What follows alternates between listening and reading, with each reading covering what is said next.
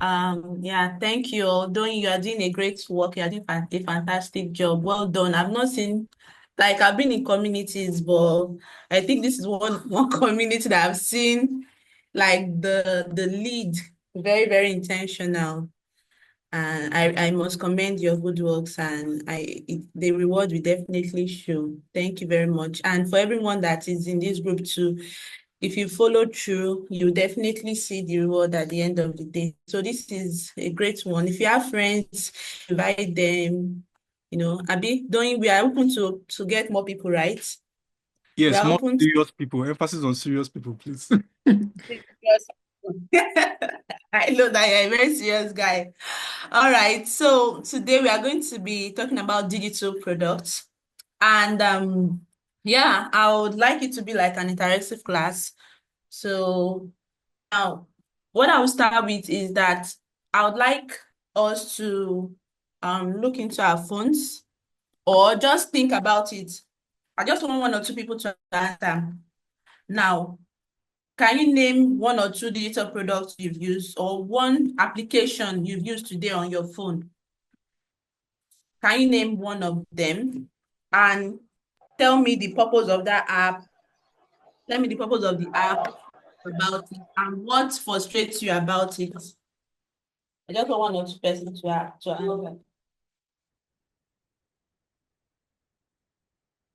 If you do not talk, I will call your name. All right. Can you hear me? Can you hear me? Yeah, we can hear you. Okay.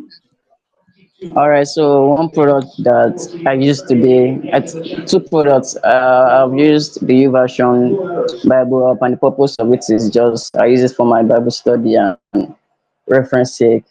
And what frustrates me about the product, nothing for now though. It's quite a nice adventure thus far.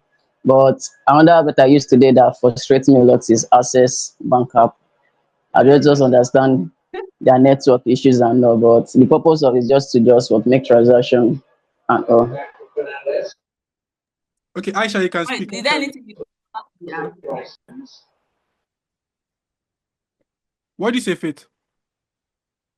I was asking that apart from the frustration, is there any other thing he likes Okay, so about for the me, one app that I used to say is Instagram, and it is basically a social media. okay.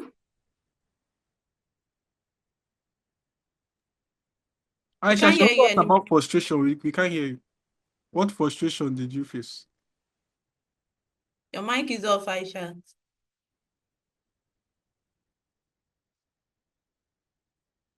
I think that our mic is muted though. Okay, sorry. I thought you guys were. Okay. Oh, is that all?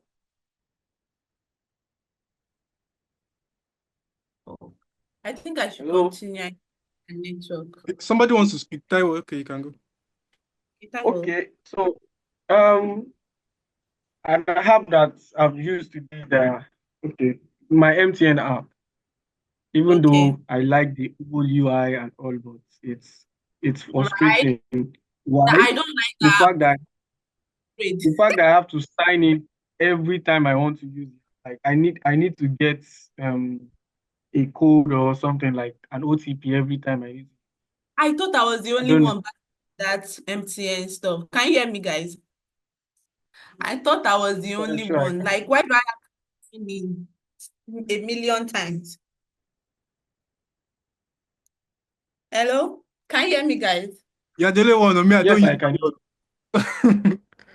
I don't use it at all, I beg. As My in, MTN app. the so I don't know, since they upgraded the app, you have to wait for a code, you have to type in the code. It can't even get the code for you and fill it in automatically. You have to go and be typing it. Then very frustrating. I don't know. The UI is fine, no. So that's what we are talking about. Beyond UI being fine, you have to think about functionality. Yeah. So today we'll be talking about digital products. Digital products are everywhere, and as designers, our work is is very essential in ensuring that when we are designing a digital product, they are functional, they are delightful, beautiful, user-friendly. All right, so let's dig into this topic, what is digital products and why they matter. So, we are looking at it from the eyes of a product manager. So a product manager ensures, functionality, user friendliness, everything that have to do with the product. So what we are doing here is beyond just designing in Figma. You need to understand why you are designing, the why, and how to make it a very good application or software that people can interact with and be excited that they did. Yeah, so what are digital products? So digital products are, sorry, let me minimize this my screen. Yeah. So digital products are intangible goods or services delivered through digital channels like the web, mobile app, or cloud platform. So when we talk about digital products, they are intangible goods. That means you cannot actually touch them. They are intangible services. You can't, touch them physically, but they are there, they are existing.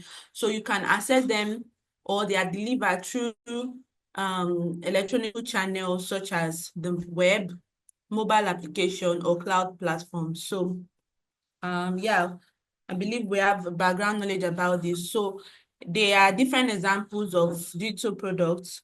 We have the ones that fall under the category of softwares, such as Adobe Photoshop, Figma, Canva, yeah, so, different software, Illustrator like that, and the likes.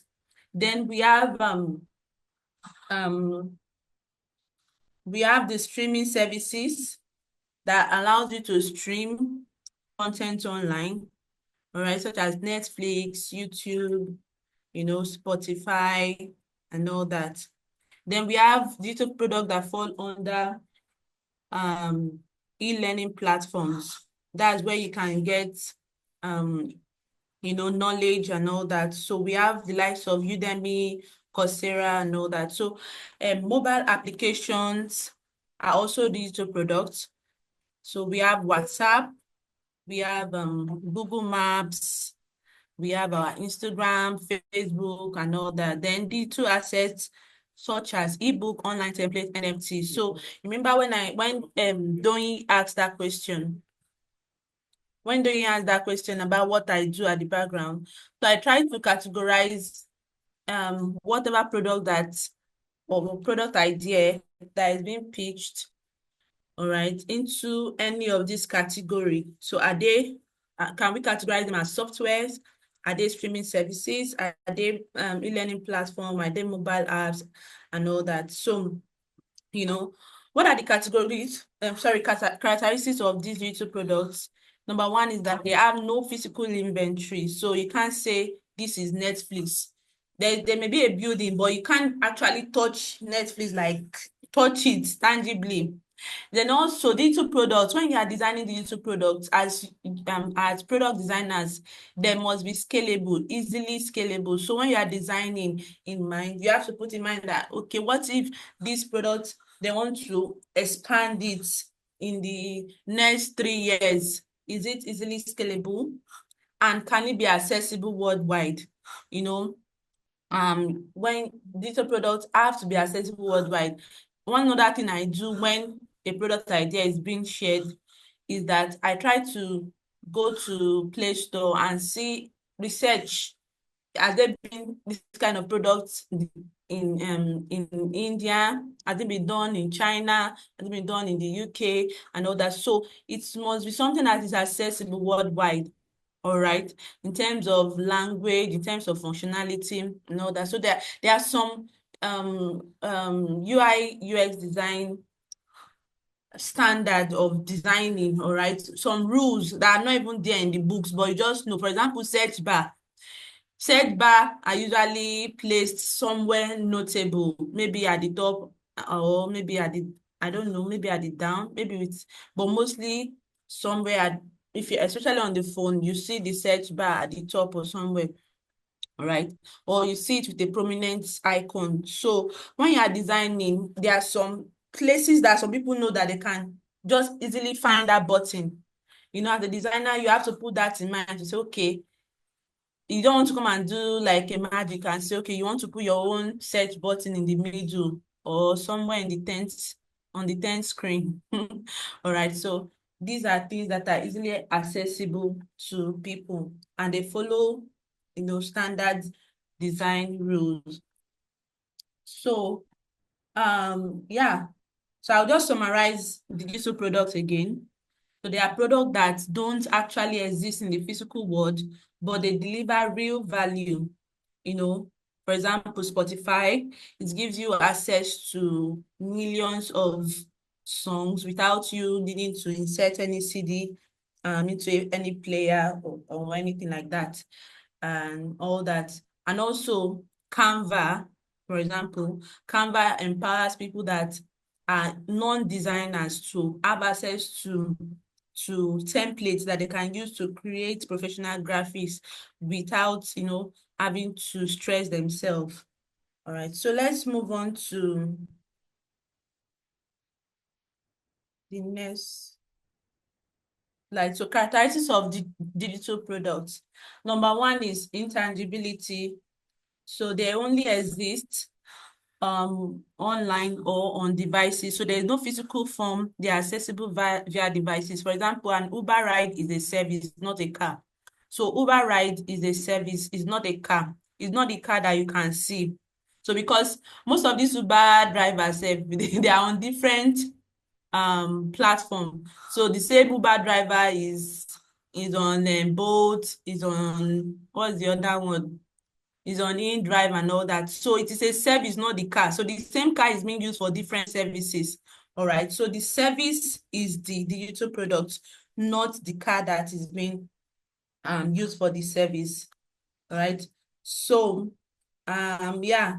Also Netflix, you can use it to stream movie and there's no physical DVD involved. You just search whatever you want to watch and start watching. Then number two is, okay, let me just take it like this. Next one is scalability. Now, this digital product can serve millions of users without additional production costs. So they can serve million of users, you know, without saying, okay, because we want to expand it to serve, okay, maybe this product, we have 10,000 people on it. Because we want it to be accessible to millions of users, then we have to pump in millions of naira to make it accessible. So you've done the design. The design is the basic.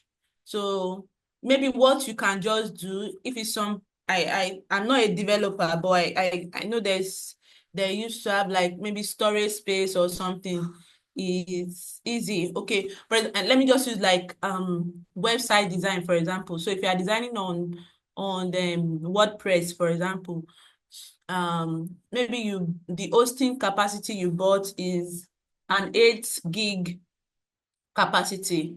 So maybe in like 3 years time, you want to now expand the capacity of that website to be able to store. So let's say like a travel agency, for example. So the travel agency started as, they started with an informational website and they want to now scale up to something that, you know, people can start ordering for application, a lot of pictures. They added Airbnb services and all that. So they may have to buy a larger capacity. So they don't have to like start designing all over again. So it's easily scalable without, you know, without extra, yeah, without you having to do extra work. All right. Then instant delivery. So if there's an app you want to download, you just go to the app and download the app. There is nothing like you are waiting for shipment. All right. users get immediate access and regular updates to the application. So updates is just with a click of a button and you already have the latest version of an application. So there's no waiting in line and all that. So for example, Figma released a new interface, I think like towards the later part of last year. I have 2 Figma accounts. So I have 2 Figma accounts. I upgraded one to the latest version. I didn't like the interface. I was not used to the fact that those navigation bar the down. I don't know if somebody else. I didn't like, it was just looking strange to me. So I refused to update the other accounts. Before I know, they automatically update it for me. All right, that just be using this one. This is what we want to be using now. All right, so there's instant delivery of updates. Then personalization. Now, digital products. When you are designing digital products, you have to see or ensure that it adapts to individual user needs. All right, so you provide tailored experiences through data. At least people should be able to customize some things to their own tastes. If you are using Figma, for example, you can switch the theme to dark or light theme based on your mood. All right. I don't know why the fans of dark theme here like me. There is your hand now. Why do you like dark theme? Me, I don't know. If you like dark theme like me, let me see your hands up. It says Yahoo boys that used to like that thing. Ah, Yahoo boys. I shot, yeah. Azal now. Yeah, I like that bright. It's just like I'm in my own world. I'm in my space, just give me that, that calmness. All right, Exactly. yeah, but that bright light one, I don't like it at all. Even the background of my Figma, the screen, I like to make it dark. Where my workspace, it should be dark. All right. So you have to put those personalization in mind. Sometimes you can personalize even languages. For example, Netflix, you can personalize you can personalize your experience in terms of changing the language, right? You can choose, okay, for example, I've watched Squid Game before. So this season 2 that they released, I watched it. So I wanted to now go back to watch season 1. So I'm like, okay, since I've watched it in English, let me watch it in the actual Korean. Or what language is it Korea language, or is it Chinese? I think one of those languages. I switch back to the original one. I want to see it should be following the way they are speaking. All right, so I can personalize my experience. And Spotify, for example, based on the kind of music you listen to, the application just instantly understand the kind of vibe you want to flow to. It instantly creates the kind of music suggestion for you. So when you are designing, you ought to have that in mind. So how can I personalize this design to, how can we give people some form of personalization on this platform? All right, so the last one here is global reach. I've said it before. If you are design for the global market, don't be a local designer. Don't be someone that releases local products. Let your products, think about product that can go internationally, that can be accepted anywhere in the world. Anywhere there's internet in the world, your product should be it should be accessible, it should be easy to understand, easy to navigate. And like I said before, Netflix is available in over 190 plus countries. All right. And it's accessible everywhere in the world because there's a global way of interaction on the platform. Anybody that interacts with digital products to be able to easily navigate Netflix. All right, so you need, when you are designing in mind, you should design with that in mind, that this product should be accessible globally. There should be some things that are like the basics, Then also it should be very user-friendly in a way that people can access it. Another product that I love so much is Duolingo. Duolingo is used worldwide to learn different languages. So that's about the characteristics of digital products. So yeah.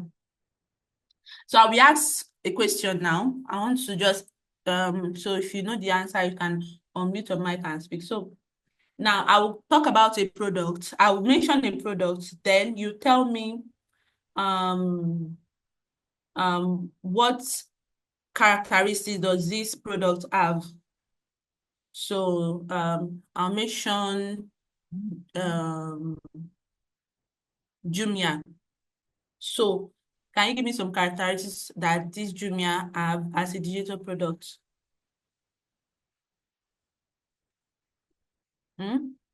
So does it have does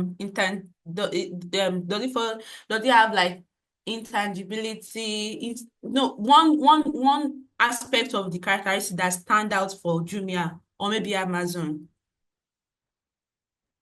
Scalability. Scalability, okay.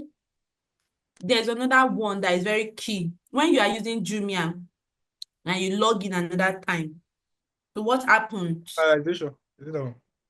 Yes, personalization. So you start seeing, or maybe when you search for a product, all right, you start seeing things that are related to, you start seeing products that are related to what you are searching for. For example, if you search for, like when I was shopping for baby items, so if I search for maybe a baby cot, for example, they start giving me different designs of baby cots and all that. So that's personalization. So what of Figma?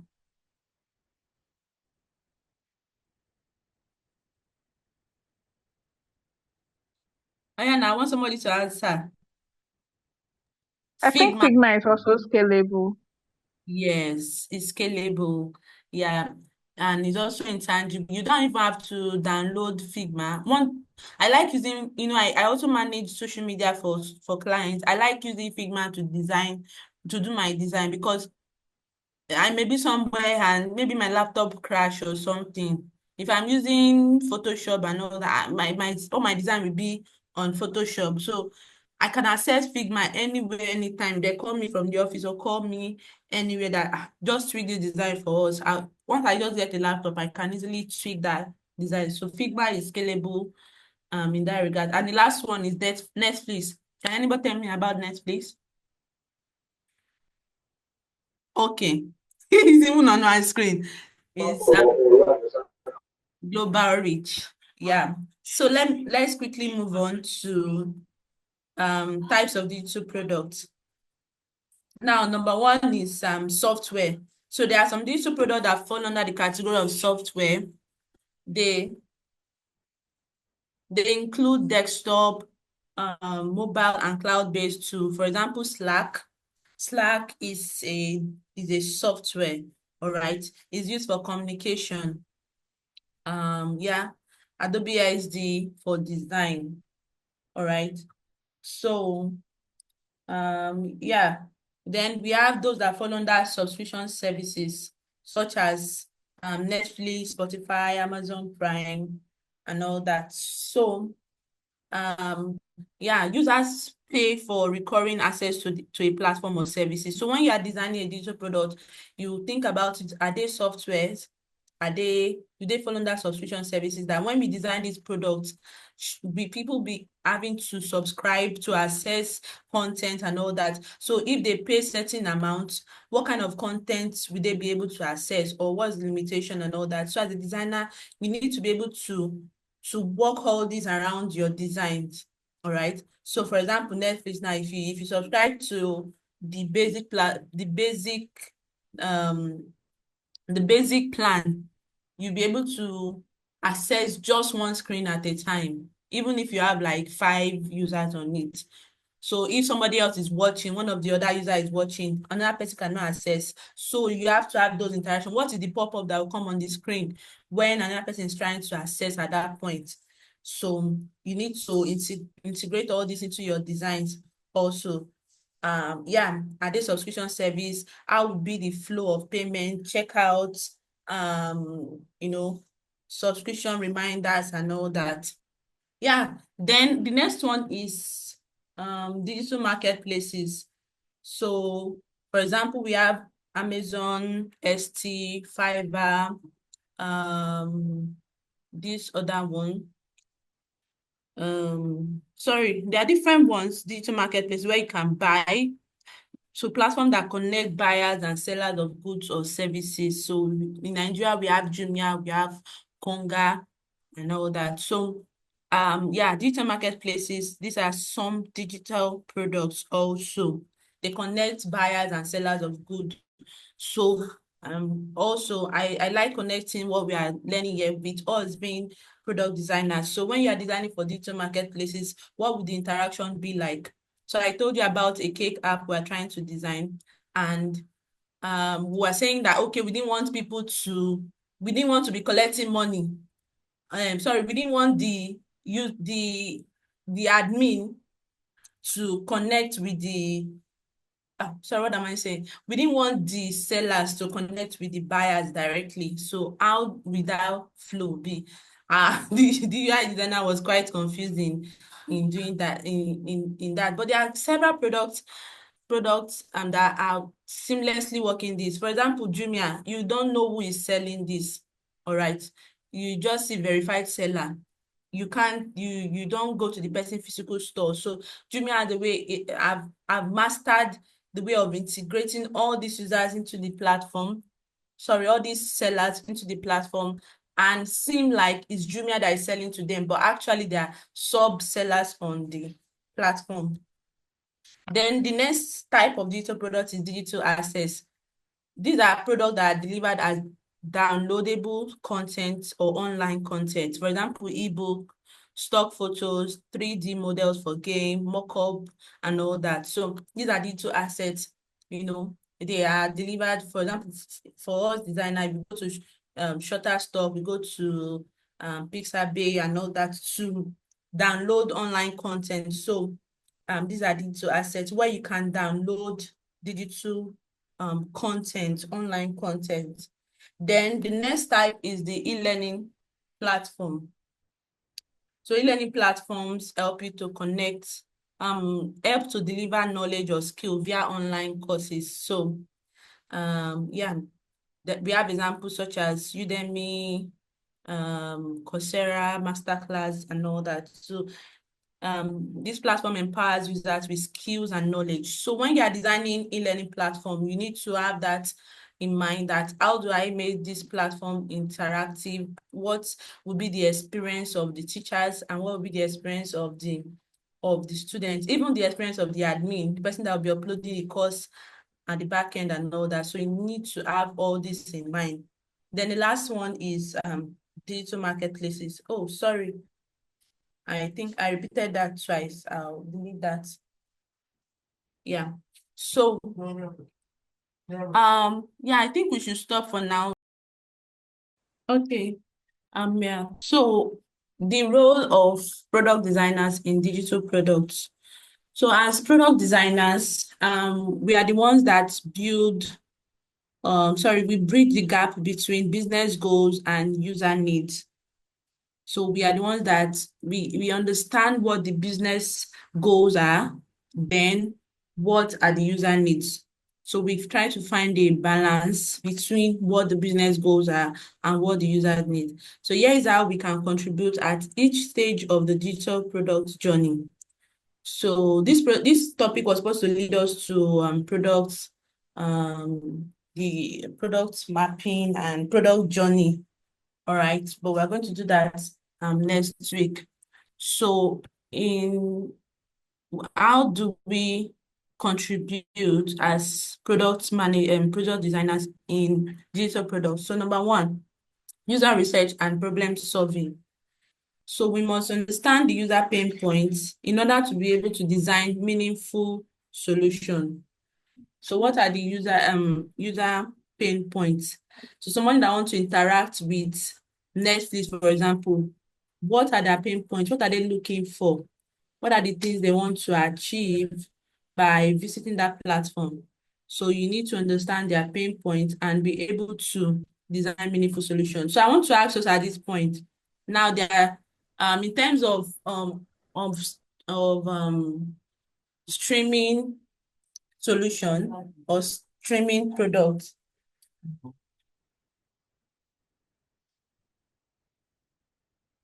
So in terms of streaming solutions, all right, platform where you can stream movies. I want somebody to give me like two and do like a comparison. You will tell me the unique the something that stands out this one from the other one and why you like this one better than the other one. So I'll just give one or two people to talk about that. You can unmute your mic and talk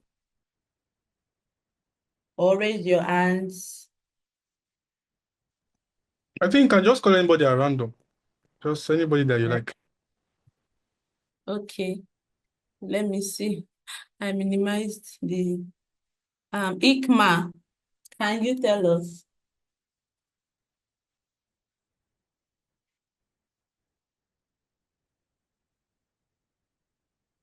Two streaming platforms, all right, where you can stream movies and the unique what stand out for you in one and like why do you think one is better than the other? Okay, Ikma is not online. Let me call Taufik.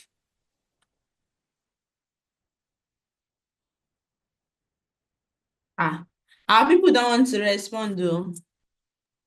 Hi everyone. No, I'm trying to mute my mic. Okay. Yeah, I think I'm trying to recall on one that I do use at times. I think is the name is OneStream. What stream? One One OneStream. Let me check stream. the app. Yes, I have it on my phone. Oh, So okay. in case I want to like get movies like that, I use that. So yeah, I think it's on OneStream, and the other one is that's what I remember. Yeah, ON Stream, OneStream. Yes, on stream. Let me see on stream Okay. or something like that. I use that one. Okay. So why I use is that not until you make use of the app, you can also make use of their website to do, you know, just to make use of it. I'm not sure. Okay. Yeah. And so I wanted you to compare it with some another platform, but I think you interact more with this one, right? Okay, what Yeah. music I make use of music this. streaming platform?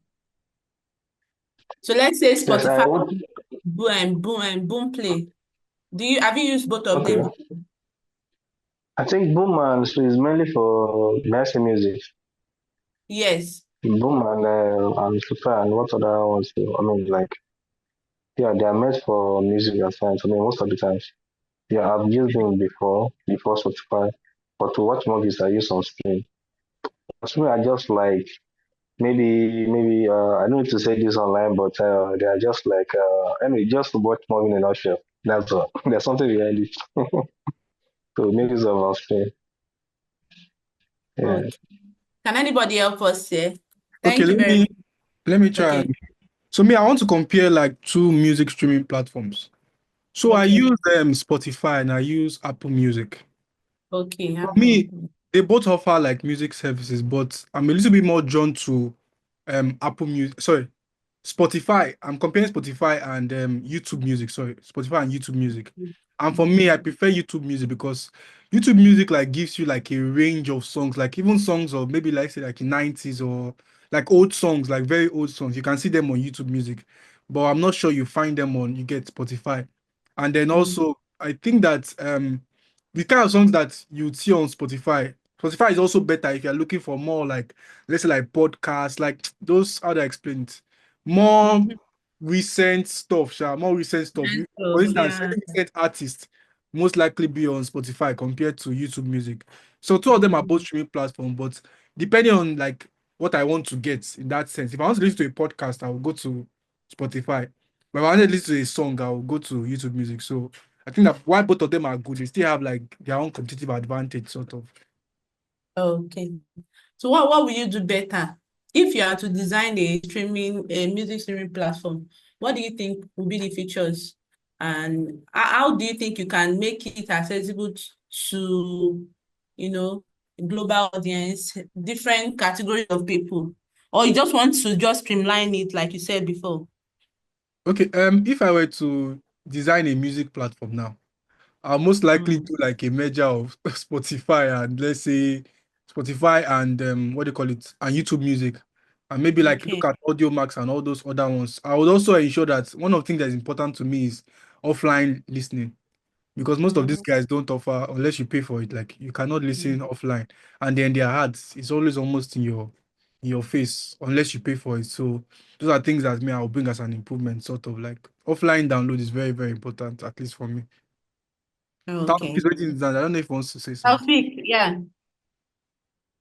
Taufik, you can Yeah, I wanted to maybe mention like 2 points before. I think if I'm to design maybe like show for music, I will try as much as to design like that of the YouTube based on data advantage. Then I'll still get to make use of the other ones as well. But the main advantage is that there are some that they might want to search for maybe like music, historical music like maybe 90s or 80s that will still be there. And number two is that most music that you search for on YouTube is not until you pay or you get on the particular subscription before you could get that. Even after you're trying to get the latest, you can still get it from it. So now, if I'm to now design that kind of what's called like an app for that, then I can make use of that app while I still make sure it's also offline. And also, there's what called this ADS can be you can disable ADS. Irrespective, you can disable it. There's a way you disable ADS message on devices that it will not pop up like it's not interrupt.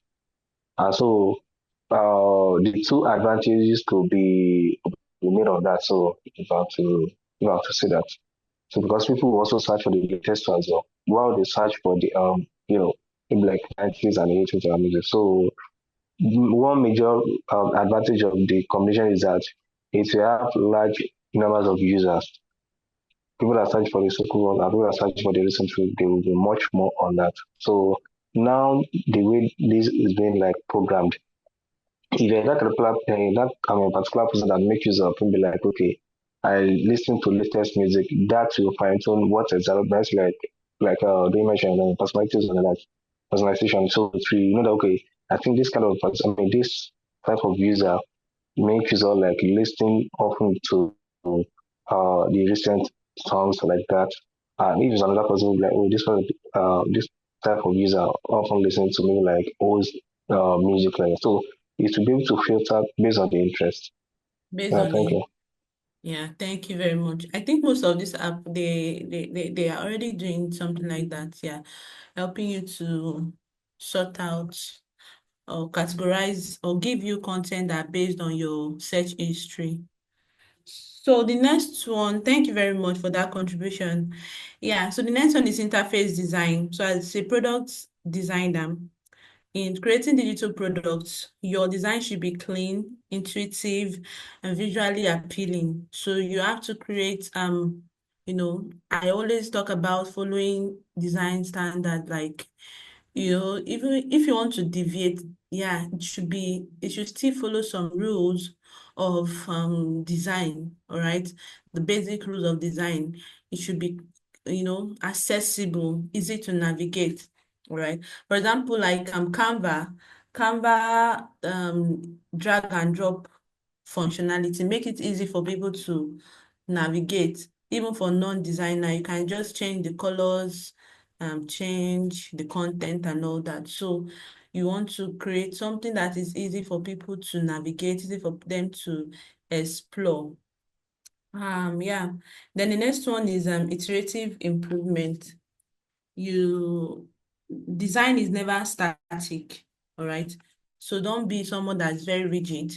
Don't create something that you think cannot be tweaked. So if you design something this year and it's very fantastic, in 2030, when they are reviewing that design, some things may have been outdated, all right? So you need to, so sometimes I used to ask, okay, before I even got that understanding, I used to like, UI UX design, they are paying Microsoft have UI team of UI UX designer, Google, Facebook, Instagram, Meta generally. They have group of or a team of UI UX designer. What is their work? What are they doing? Facebook is there already, Instagram is there. But these people have work. They are constantly looking for new ways to improve the design. So design is never static. There's avenue for continuous improvement. And how do you get this continuous improvement? You get it by being open to, how do you do this rather? You do so by getting feedback from your users, doing some surveys, um, gather a group of people, get them to interact with the product and give you feedback. Be open to things. Look at other applications. How are they doing it currently? All right. What do we need to integrate into our own platform? For example, Instagram stories. There was nothing like Instagram stories before. They got this idea from Snapchat. So Snapchat inspired this feature based on user behavior. So people want to put something out there. They don't want it to be permanent. They want you to just see something for like 24 hours and not even up to 24 hours. Sometimes I post on my stories and I just delete within, when I feel like, oh, people have seen it. Oh, why is it still there? I just go and delete it. So you need to improve your designs. All right. Now, for those of us that we are here, some of us may already be working in a team where you have like a digital product out there. So if you are in the UI UX team or the product designer team, whatever you call it, you should constantly look for a way to refine this. Your job is not just to sit there and just think everything will be going like that. So you've designed it, they've launched the MVP and all that. How can we make the screen better? The flow, maybe the flow, the onboarding flow has like 5 screens. How can we do it to be better? I downloaded an app sometimes, this flow app. I've been seeing a lot of review about the flow app for women. I downloaded that app and people are saying it's nice. But me, I was frustrated at the onboarding. The onboarding is too long. Till today, I've still not finished onboarding. Onboarding that is like up to 20 screens. Or maybe that's the app. Because you're just asking me different questions. What do you feel at certain time of the month? This different screen, more than 20.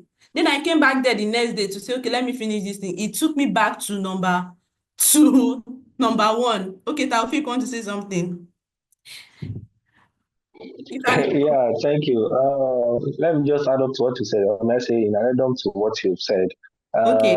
that's one of those things that do occur, especially once, let me say, you start talking, let's say, company have like an MVP outside now that the product keeps running. While that product is outside, I mean, is online, keeps running, the UX aspect remains, I mean, like, continue it. I mean, those people, I mean, how do I put it, like, UX designers, they continue their work internally. You have the product there. Let's assume the functionality is there and the UI is there. But the UX itself, how people interact with the app, the research and the last keep running underneath.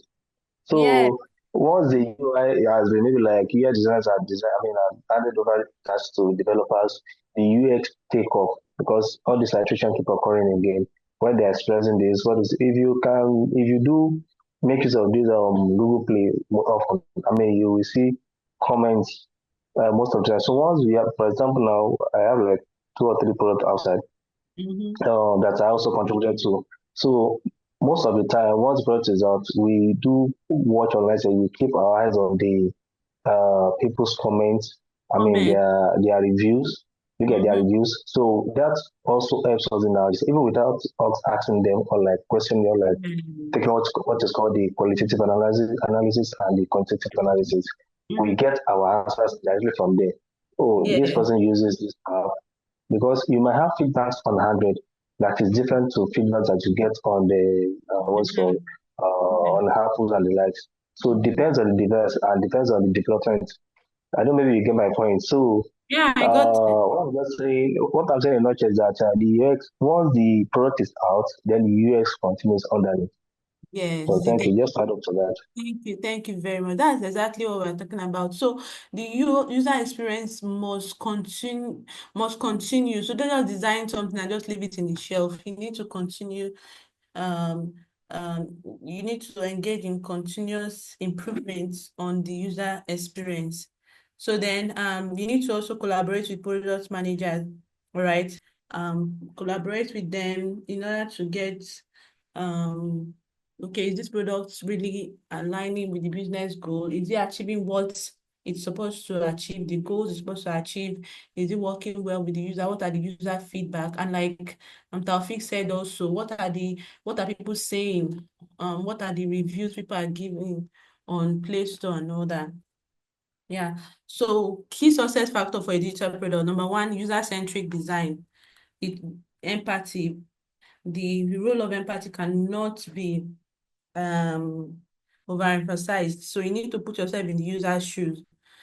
Now, for example, you Duolingo, for people to learn and for it to be fun, they included gamification inside. So gamification is something that applications or designers are now integrating into their designs to make it more interactive, especially for learning platform. Even platforms like Facebook and all that, they started integrating aspects of gamification. For when you go to Facebook, it will tell you that there was a time it was saying, okay, who will you marry? Or put your screen and it will tell you what you will be in future. Things like that. So people like those things. Then clear value proposition. You need to also, your product needs to solve a clear problem. Then consistency across platform. So when you are designing, there should be seamless experience across the web and the mobile. Then, for example, like Zoom functions the same on phone, on mobile, and on web. All right. So there should be consistency. If for also Jumia also function well the same way on on web and also on mobile. Then data-driven design. So use data and analytics to improve your design experience. So yeah, challenges of digital product. This is the last slide. Then there are overcrowded markets sometimes. So it was at the onset of some of these things, tech innovation, that some products seem kind of unique, but now, and in some years to come again, there's nothing that will be new under the sun. All right. So there's an overcrowded market already. When you are thinking of a product or somebody come and tell you about a product, most likely there's one or two other products out there providing similar solutions. So what do? You need to, like I said, find your unique value proposition. So what we talked about before, don't use YouTube Music and Apple, all right? So how can you stand out, or how can you integrate those products together, right? Then constantly changing user expectations. So user expectation is insatiable. They're constantly changing. So you need to keep up with trends. If there's a new launch, a new product feature, don't be static. Keep up with the trend. And for example, when TikTok came up, it forced Instagram to add some features on the platform like Reels. Then technological evolution. Technological evolution too. New things are coming up like AI, VR, and all that. So we need to adapt to these new technologies, all right, in order to create digital products that last, all right, that do not decline at the end of the day. So now I'm going to wrap up now. I just want to ask a question. What digital product can you say have stand the test of time and why? That's the last one. Then Doyin, you take over. Sorry, come again with your question. I said, what digital product do you think have lasted the test of time, and why did you think it lasts, and why it's still going to be in the market in years to come?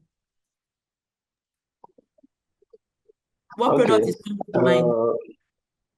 Okay. I have one how will I put it? It's like an old product that is still existing. And why is it existing is just because of its let's say usability is there.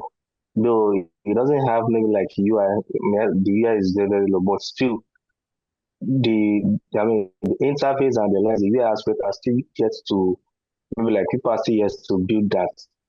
So I'm saying this because it's used to, I mean, there was a question of like competition that time that okay, how can we overcome this?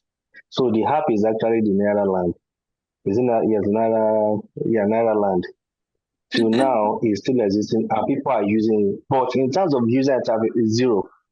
And they are yet to get the moment you are trying to design the user interface, then there will be more usability. I mean, like, how will I put it? The usability, we keep increasing in terms of like, instead of taking just like a step or two steps to achieve what you want to achieve, you might be taking 5 or 6 steps while the user interface is improved. So it's still part of what I kept it and said that we should be able to improve this. And the product is still yet, even right now, they have not designed a new one. The problem has been there for years now. So I can mention that product, if we can overcome that, then I think that would be nice. So I'm taking Nairaland as an I think example. there has Thank been you. a decline to the use of Naira land though. With the advent of most of these are AI tools. Or I don't remember when I went to Naira land. Abi, yeah, let's do a vote now. How many of us are still going to Naira land? Well, I think the issue of Naira land, somebody has brought it up on Twitter before, and I feel like they have a valid point because the point the person raised was that if you say you want to redesign Naira land, most of them Mm. are actually like users of Naira land. They have been there for a long time, like maybe over 10 years, 15 years. So that the question now arises that will people be able to adapt to a new change? Like if Naira land suddenly changes today, are you sure that they will not lose users? Because most of people that actually use Naira land, like they have been using it for maybe like 10, Exactly. 20 years. So if you just say you want to redesign now, are you sure that you will not lose your main people or your main customers? So I feel like that Ireland matter is I don't even know how to explain, but you need a lot of wisdom and user testing because you cannot just change something that people are already used to. Like as I said, over 10 years. So I've that's known what I'm Ireland saying. for a long time.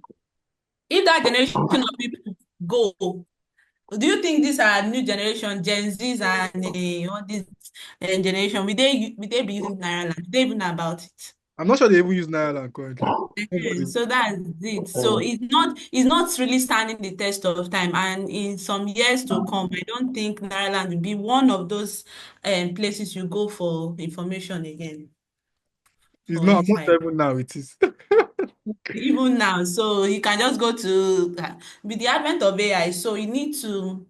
So I just need one more product that I've really stood the test of time, and it's still thriving and will thrive in years to come.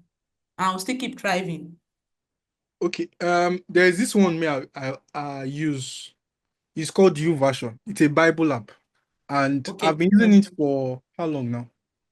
I've been using it for I can't remember how long, but I know that they've been in the market for over like 20 years, if I'm correct.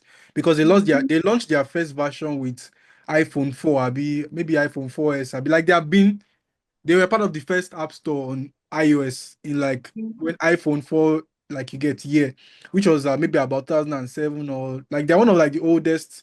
The reason for me, I just feel like it's usable for me. I enjoyed the experience, so I really want to go back. And also they had like some form of like gamification to it too, just like Duolingo, Yeah. whereby you have like let's say streak, you have badges, like you are ginger to want to check because you have like all those daily streak that you're supposed to meet. You have To badge and me, also the content too is something that yeah. always draws me. So I feel like they will still be here like in a very long time because they have been valuable for over Mhm. how many years now? Maybe like 20. They are one of like the oldest set of apps safe to exist and they're still Yeah. so that's one that me I've personally like used. They really improved in the UI. Like if you want to do Bible study, you want to. It has a lot of like I don't. They really tried in that app, and like you said, it will really thrive. It will keep thriving. Yeah, because the app is very sleek to use. The search interaction is very very sweet to use. It's very seamless actually, and the gamification too. Yeah. Then Facebook also. Don't Facebook. forget WhatsApp. Oh. I, WhatsApp is there. I Don't really forget was it. about to mention Facebook. Facebook too. And don't forget WhatsApp. Oh. In fact, WhatsApp WhatsApp. is Facebook there. has been way Yeah. here Yes. before WhatsApp. And I'm sorry to cut you in. And for me, getting here, I realized that people here are in another world. They use mainly Facebook. You hardly see people chatting on WhatsApp here. Mm. Yes. Same So here. I don't know. I think it's still standing. It's still standing the test for them here. You Mm-hmm. hardly see people chatting on WhatsApp. They use Facebook Messenger most Where, of the where, where time. is that? Canada. Wow. Yes. Oh, that's I Canada. think so. Yeah. But in Africa, I think they love Facebook in Canada. Oh. Yes. It's all I've people that noticed use Facebook here, like very old people, like not young people. Even young people here, when you meet people and you want to exchange, Nigerians, you say, give me your number, I'll connect you on WhatsApp. It's not like that here. It's Facebook. You meet that. on Facebook. Yes. Oh. It's yeah, I really think something like that too is possible. Or may I say, it's something that I've also experienced from someone before. That's WeChat. They mostly use WeChat in China, not WhatsApp. So I worked in the PCL company, Chinese company here in Lagos, Nigeria, I mean, Lagos. So instead of using all this WhatsApp for chat, no, what the Chinese people Yeah. brought down here, which is the WeChat, that is what we are using today. Mhm. So I think countries are matters a lot, and in terms of like maybe they are, I don't know, maybe they are committed to some apps or like boundaries and the like. So it involves a lot. In those, I mean, location matters to us as well. But currently in Nigeria here, on WhatsApp, now, That's it too. Like we really love WhatsApp here. People have even stopped. They've even forgotten that there is something that you call normal call. I was angry yesterday. Somebody that I don't talk to, you're just calling me on WhatsApp call. Like, do you expect me to be online 247? Like people have forgotten that there is normal mobile call. You can call people or send text message. Right? We love WhatsApp here in Nigeria too much. yeah, and they keep improving it. They keep improving it. If you want to see the Yeah. latest, you can just go to the update. They will tell you what has been added to the WhatsApp, Mm-hmm. latest feature and the like. You will be on to and how you have to engage yourself with it. They will tell you. Yeah. All right. Thank you very much. I really enjoyed today's class. Very interactive. If there's any question, we can take it at this point. If there is none, I'll hand over to our our host, Doing. So is there any Does question anybody or have any question? yeah? Any Sorry, I question? have a question. My All right. question is about the AI. As a UI UX designer, and we know that what is trending now that the AI is also coming. How do you engage or like bridge the UI expert and the AI together? Not like using the AI to do your work, but like uh, most of the companies now will like to, hire people that have the idea of AI. Are you to learn the VR and AI along? Something like that. How do you match the two skills together? Like I know you have to expand your skills. So how do you manage the two areas together? Adding that to your UI, not using AI to design. Okay, if I got your question, you are saying that do you need to learn how to use AI? So do you know that your work is just to design? Leave the coding aspect for the developers. Let them go. That's their headache. If you want an interaction whereby when people get to a screen, something just pop up like game or design it, right? Leave it to the developers to code it. Or when you want to do that, you can like meet with them and say you want to design this or implement this in this design. Can we Okay. do this? Okay, let me come in and maybe share some light. So, when it comes to AI and then design, so obviously the world is moving very fast, and with the Mm, advent of AI, the bridge between design and development is actually getting shorter or getting closer. And even the bridge mm, between design and launch and all those, like the thing we usually had before that, okay, you want to launch a product, you need 1 year, you need 2 years. With AI, you don't need as much time as that. In fact, even software, if you joined us when we're doing Framer, you can actually do a software, like you can do a website today and publish it today, and it will be live today with all the interactions, everything. Like if you don't do a website before, normally if not for like all these no code tools, if you want to do a website, you probably use maybe like 2 months to design, 2 months to develop. Like it will take you time. I'm saying that you can do a fully functional website in 1 week Exactly. or like 1 day. That's what AI does. Like it makes life Yeah. easier. Also, when it comes to like coding Yeah, too, no. using AI to like there are different like tools that can also help to like bridge that development gap. That okay, for instance, like there's Claude, there's Cause, there are a lot, sure. But what I'll just say that when it comes to design and AI is that as a designer, just make AI work for you. Like there's some things that I expect that as a designer now in 2020, whatever, you should not be thinking about. For instance, at this point now, Lorem, if some on a website has copy text, does not work again anywhere, it doesn't work. Because why? If you want to do a website, you can actually get all the content, like you can do everything. So when me I Mm-hmm. typically work, where I use AI in my workflow is all those UX parts, like all those Mm-hmm. research, persona, user flow, empathy map, all those things. You can actually use AI, like I use ChatGPT to run everything, like so I don't have to think a lot. You give even when it comes to brief, like for me, when I get a brief, I try to use ChatGPT to interpret it.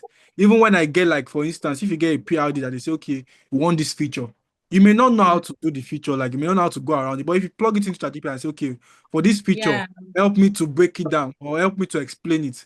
ChatGPT will break it down for you. If you tell ChatGPT that, okay, help me develop a flow or a screen by screen XYZ or an onboarding screen or onboarding flow or XYZ flow, ChatGPT will actually, not just ChatGPT, but ChatGPT, I also use Claude. But Claude sometimes used to have like because of limit and payment, but ChatGPT is still like the best option that is free. Sha. Claude is actually better, but it's paid. Claude is another like AI too. Even normal meta AI. I also need to ask questions too. Like I used to ask questions even as regards our design dives. Like, okay, what are things that designers should do? Like even our syllabus, I broke it down using. I use ChatGPT. I use Meta. I use Claude. I use like 3 different AI tools just to get like a scheme or like a coursework that we're currently working with. I'm just saying that as a designer, AI is here to stay, but it should help you to make your process faster. So what will take you time of let's say Yeah. 2 days, 10 days, you can do it in a day. Like all the UX part of any project, in like 2, 3 days, you can complete it. Like just do your research, check out that, like you can do everything like that. Even analysis. For instance, you are stuck with an idea, you can use, for instance, I use Claude. If you want to do like UI, there are different tools that can do the UI for you, and then you can just revamp it or get the idea. I use Claude to get like UI inspiration and just do something. Like I'm just saying that AI is here to assist your work. It's not here to replace you in that sense, at least not now. But at least it's here to help you and then help your workflow, basically. I hope that answers your question. Yeah, that answers. I thought it's much more than maybe like you need to learn about here, but No, I there. get it Okay, now so that when it is comes too. to That's that, why I still we use actually it. have it in the pipeline too. So It's just that may just be. okay, So when it comes to like learning tools, like there are AI tools that people actually use. Like for instance, when it comes to like development, if you have read about people that who are UX developing. engineers or product engineers that can code and can design, if you are going to function very well in that kind of, Mm-hmm. there are some AI tools that make it. There's one they call Cursor that somebody told me about, though I've not checked it out. Although it's part of the things that we have in the works. But I'm just saying that that one is a much Okay. more deeper field that there's no exact learning So roadmap because the it's still new. So there's no really like everybody's just okay, trying to wing it and just try. So I think we'll touch on it later in the year, okay. but that's just as far as Okay, so why I asked that question is that I'm trying to know if I'm still on the. I mean, we are still on that same page. Like, okay, what is trending now? Am I still? But I think it's the same thing. And one more tools I want to add into this is Relum. You can as well use Relum to in terms of like maybe user flow, just to assist you in information architecture, for you to do the layout and the likes. The Relum can as well assist you on that as well. So I make use of Relum too as well, okay, all right. So thank you which very is much. good. Let me Yeah. just stop recording now.